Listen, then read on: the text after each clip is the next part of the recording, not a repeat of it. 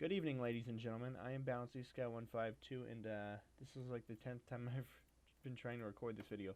Anyway, we are going to be learning how to make a chair today within Blender, which is should be a pretty simple procedure to go through. So, essentially, when you start out, your screen should look like this. Well, you're gonna probably have a different image here and different version number up here, but this tutorial should work in any version of Blender. So, hit General or hit the Escape key. I'm just gonna hit General, click General. But yeah, you can do either one of them. And since I'm gonna throw this chair into Unity, which I actually already have done. I already did a version of the chair and threw it into Unity. So this is what the final product's gonna look like. Pretty simple chair. Pretty nice chair, I would say. So yeah, what you're gonna do is, since I'm gonna throw that in there, I'm gonna delete this light in this camera because I'll do all the lighting in Unity, and it's not a one-on-one like if I made a light in Blender, it would look different in Blender than it does in Unity. And what I mean by that is, it would look like blindingly brighter in Unity than in Blender. So I'm gonna click on the cube. I'm gonna hit S. I'm gonna hit Z. I'm gonna hit point. Type in 0.1. Should see up here it says scale 0.1 equals 0.1 along global Z, which means we're locked in the Z axis, which actually is why this I'm pressing this Z key constantly, so you're seeing that thing go away. Actually, you're seeing the thing move because it's scaling everything now. Now you'll see that actually change to X, Y, and Z because I locked it off just only scaling the Z axis. Anyway, so yeah, you should see that up in the top left corner, and it should go from this to this, and next step should be pretty simple. So go ahead and tab into edit mode, or come up here and hit edit mode, and then go ahead and hit Control R. Click. Type in 0.75, and yeah, it should be over there or so. And then do that again. Control R, which actually the name of this thing right here is actually called a loop cut. Just thought I'd point that out. And you want to type in now 0.75, but wait, you're not done. You want to then hit the negative key because we want negative 0.75. Okay, so now we're going to hit enter. And this time we're going to do another loop cut, except for instead of it being up and down like this, it's going to be across like this. So now type in 0.75, hit enter, 0.75, then the negative key. And yeah, so we should pretty much have this like sort of thing that kind of looks like the outline of a picture frame. So you're now going to want to go ahead and you're now going to want to look at the bottom of that chair, or whatever you want to make the bottom. I'd suggest the bottom side, or at least the one that looks like the bottom side of you. Anyway, you're going to want to then go down to that bottom side. You're going to want to select 179 on the number pad. Actually also gets you there to the bottom of it if you have a number pad on your keyboard. So what we're going to want to do actually is come up here, and we're going to want to change to face select, because we can't do it in vertex select, which is the default method, which is like clicking on these little things, these little dots to select things. Anyway, you're going to want to hit 3 or come up here and click this, and then you're going to want to click this, shift, hold it, click this, and click this. So now we have all the corners selected. Now, if you have a number pad, hit 1 or go to the front of the object. Hit E to extrude. And then, let's see now, type in 1 and then 0.5 and hit enter. Okay. Should now see we pretty much have a step stool. Now, to get this looking a little bit more realistic, we can do a few more things. So, of course, we need to add the back, so I'm going to show you how to do that now. But we click here, because we want this to be our back. We're gonna now actually go into another one, which is another mode, which is called Edge Select. We're gonna want to click here and then Shift click here, and then we're gonna want to hit G. Oh wait, no, that's wrong. E for Okay.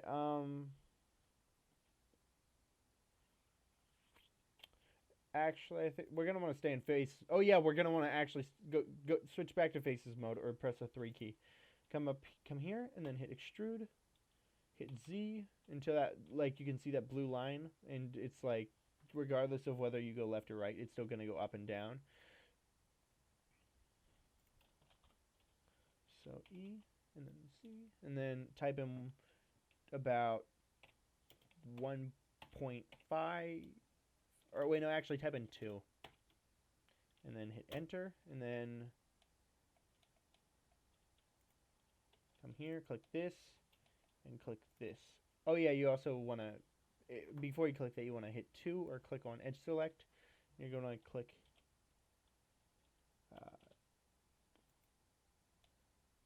we actually don't do that. So if you like the chair like that, you can keep it that way, but actually we're going to undo this that extrude. So I did something wrong, and that's my apology. So what we're going to want to do is we're going to come over here, we're going to click this, we're going to want to click this and that, and then we're going to want to hit the extrude key, and then we're going to want to type in 2, and boom, you got a chair.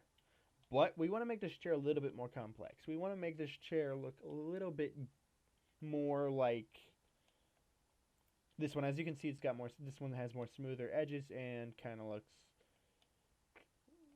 sort of better, I guess.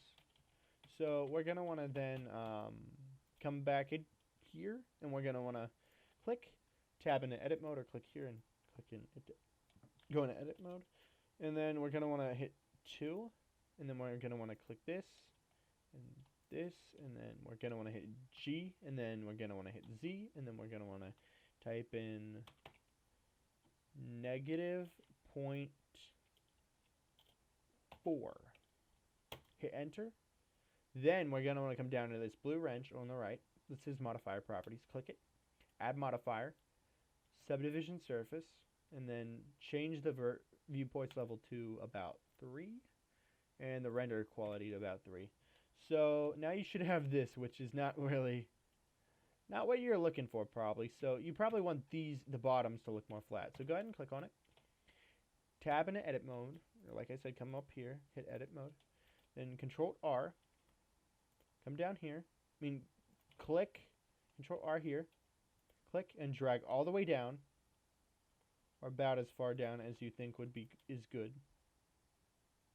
So I'm gonna actually just drag this one all the way down. Same with this one, all the way down. Same with this one, all the way down. And finally, same with this one, all the way down. Okay, now what I'm going to want to do is I'm going to want to do that with the top, because maybe I don't like this this look of this, like, coming out like that. Like, coming out like that. And if you're worried about, like, these individual faces, like sticking out like how they are, like, it looking sort of like this. Come up here to shade smooth, click that, and it will get rid of all that, stuff, like flaky, I guess. But I'm gonna wait to do that for a little while, because there's some things that can affect stuff if you don't do certain things in certain modes. So come back to flat. I suggest you move back to shade flat. Control R, click, move about as far as you want up to the top. But I'm gonna move mine all the way up to the top. Same with this one, just like how we did with the at the bottom, but it's kind of like reverse. So now we're doing it at the top. And same with this one, boom. And then let's say we want this back to not be as, like, crooked like that. Say we want it to be less, less like crooked like that. So like more like flat. So we're gonna want to come here, up here, make sure it's like this, drag down all the way, drag that back all the way, and boom, you got a chair. Or if you don't want to drag back that way and you think that looks too flat, you can always just move it a little bit, like, further back than that. like .2, negative .2, negative .5, and then .5. And then I would say that looks about good. But if we want to make it a little bit better, a little bit better than this maybe even, we're going to want to then come up here, click viewport shading, click that one, and then now there's a difference, trust me on this. Hit tab. I'm going to actually go back into object mode because you actually have to do this step in object mode. If you try doing this step in edit mode, it won't work. So what we're going to want to do is we're going to want to apply this modifier so we can actually start doing stuff with it. Anyway, what we're going to want to do is we're going to want to come over here in object mode, specifically object mode. Go over here, press Control A.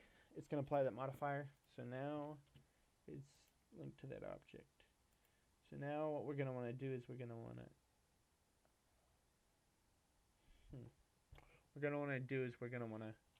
go into edit mode now. Click on it, go in edit mode, or by hitting tab. Now I would suggest maybe hitting 3, coming here, and then would this work well? How well would that work? Oh, that won't work well. How about this? Can I just change the tolerance of that?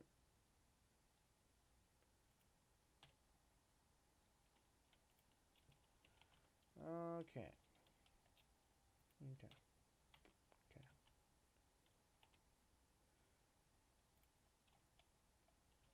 Okay, anyway, never mind. We're not going to use that. Wait a minute. Actually, what is... I think root might be better. Please. You know what? Never mind. I'm not going to do that. Anyway, I'm going to turn that off. I'm going to hit Control G. I'm going to move it back some. Move this just back like a little bit. And then what I'm going to want to do is now... It does... If you tab back in object mode, it's going to look like this. So I'm going to tab back into edit mode now. And then I'm going to use the this little thing down here, which is a smooth tool. I'm going to click that little thing, yellow thing sticking out.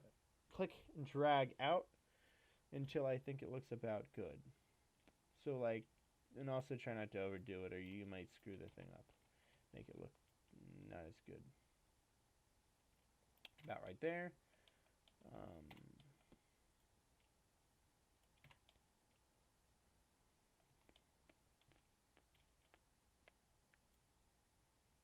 And that looks a little bit different, I guess. That's not really a touch you have to do, but like, because it's not going to be that noticeable in the end anyway. So, yeah, if you see how this is round like this, you don't actually have to round yours off like that. Like how I pulled it down, you can keep yours up or so if you want to, but that's gonna be just about it. Other than come down here, like this, and then base color, and change this to whatever color you want. So let's say I want a red chair, like that. Boom. Boom. Boom. Boom. Okay. Yeah. So yeah. So if you want to apply more than one material to a single item, which is something you can only you can't do in Unity by itself, or I believe you also can't do that in Unreal. You have to essentially click one of the little, like grids or so, or dots, like, well, you have to make up a face, which a face is pretty much the area in between this. So like this area right here, the area that's like there. Anyway, and then you're going to come up here, hit the plus button, then hit assign, and boom, I got the new thing. And then hit new, and then change it and the color, and yeah, that's simple. Let's say I want that like that.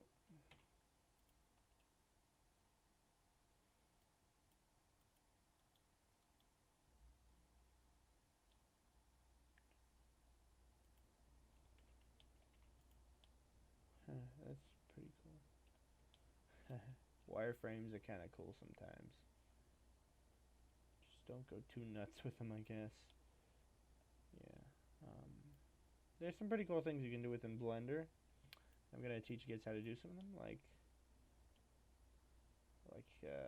animation and stuff. So, for example, it'd be like this. You can do something like this, but I'm gonna actually go into depth on other videos how to do it, like something like this. Boom, boom, boom, boom, boom. Watch this. Oh, wee! Ooh, levitating chair. Ooh, spooky. Okay, that's all gonna be all for this video, guys. Other than actually, wait, I forgot how to tell you how to actually put it in there. So come up here to File, hit Export. Hit I'd suggest this FBX. Come over here to where it says Auto, hit Copy. Then come over here and like select where you want it. So let's say I want it on my directly my downloads folder. So right here. We're going to call this Chair 1, or I'm going to call it Chair 1. You don't have to. Chair 1. You can go ahead and enter, and it will export just like how you regularly would, or hit that export button. And then come over here, find it, and then click on you click on it, and then drag it into your Unity your Unity thing, your Unity project folder. Drop it in there, and then drag it from your project folder into your actual scene, and boom, there it is. And just use the tools to resize it. It's the thing is with Unity is it's hard sometimes to get what the and just about any actual game, and it's hard to get like the actual physical size of things. Like it's hard for me to know if that's going to be too big for or too small for it if I'm working only in Blender with the object. But like, look at that, man. Look at that now. Pretty cool, huh? Nice chair. Okay. Okay, that's gonna be it for today, guys. So, hope you all enjoyed that video, and that's how you make a chair in Blender and put it in Unity. See you on the next one.